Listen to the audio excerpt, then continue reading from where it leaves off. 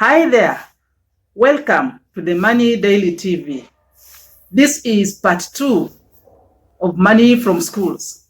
If you haven't watched part 1 of Money from Schools, after this video, watch part 1. This is part 2 of Money from Schools. It's about services. Out there, we have a lot of money in schools. It is your turn and my turn to get money from schools. There are many services in schools. For example, security services. In schools, we have firms that provide security. Security right from the gate. They get team during the day. They get team at night. The patrol services at night. It's all about security. Have you ever thought of making money from there? If you have a farm, why not apply? There are these schools that cannot afford security from companies, from farms. You are a neighbor. Why not provide security by applying to be the gate man? You'll get money. About security in schools, we also have the CCTV cameras. Why not be the supplier for those cameras and you maintain the cameras? The CCTV cameras to provide security in our schools. And you and I get money from the schools. Are you aware that many primary schools in our country and secondary schools, our students walk on foot for many kilometers? There's no means of transport for them. You and I can come up with transport services for our schools. How about many of us coming together, provide our vehicles, provide buses, and make an agreement with the parents to transport the students to and from schools? You will get your money from the schools. The buses in schools are limited, but we can provide transport for our students not to be walking many kilometers. The school system in our country, there are no exhaust services. These services can be provided by you and I. Have you ever thought of what happens to the many pit latrines, to the many toilets in schools? When they are filled up, you and I can come in and make money by providing exhaust services in our school. There are many more services in our school. We have construction. Right now, the government is funding schools by providing money for construction of classrooms, of laboratories. The government does not come in to do the constructions. It has provided the money. It's you and I with our companies to apply to do the constructions. And even if the big firms have applied to do the constructions, the neighborhood, you have the building materials, you have the stones, you have the sands, you have the cement, name it. Why not cash in on this provided opportunity by the government to the schools to build classrooms and laboratories? Still, there are many more services in schools. Who does the repairs and maintenance in school? The repairs to the school buses. Who does the work? Who does the repairs to the kitchenware? Who does the repairs for the electronics in the schools? The computers. Who does the servicing for the typewriters, for the photocopy machines?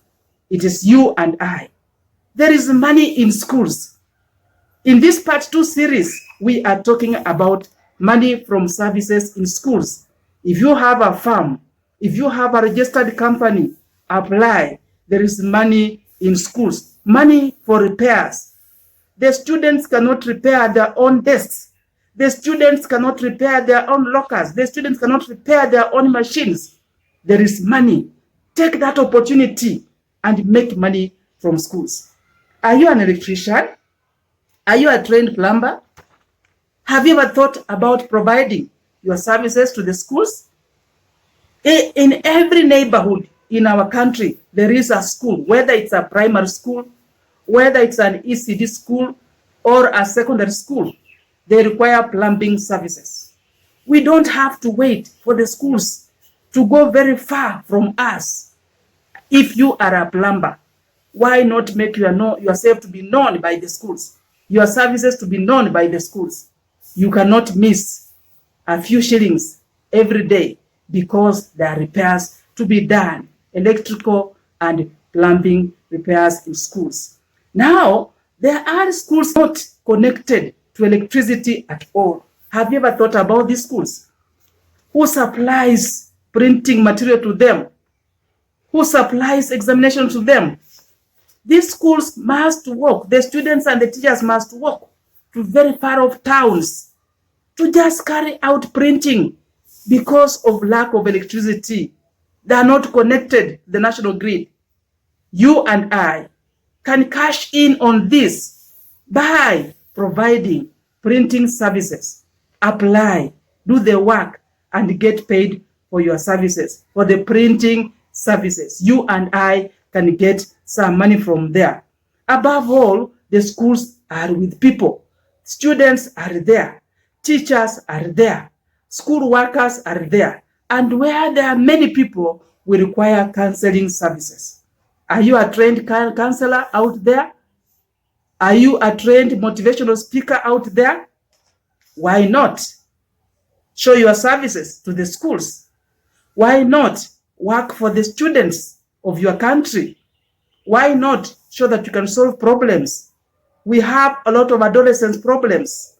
Teachers require counseling. The security teams require counseling. You have the paper trained for it.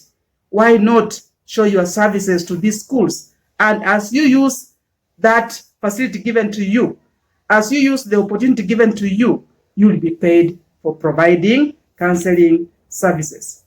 Have you ever asked yourself, the boarding schools with many students around, when they fall sick at night, there are no hospitals nearby. Such schools don't have buses. What happens to the students? Are we supposed to leave our students to die? If you are a medic out there, you are registered by your body that does registrations. Why not make your services known to the schools so that you can be there on standby, a phone call, and they reach you, and you come in and do your first aid. Do first aid to these students so that we have to save a lot of lives in the schools. The schools don't have hospitals built within them, but it's your services. As you provide the services, then the students are able to recover, the teachers are able to stay well, and you get paid for it. This is money from schools by providing services. This is part 2 of the money from schools. If you have not watched part 1 of money from schools, kindly watch part 1 of money from schools, as this is part 2. Welcome to the Money Daily TV.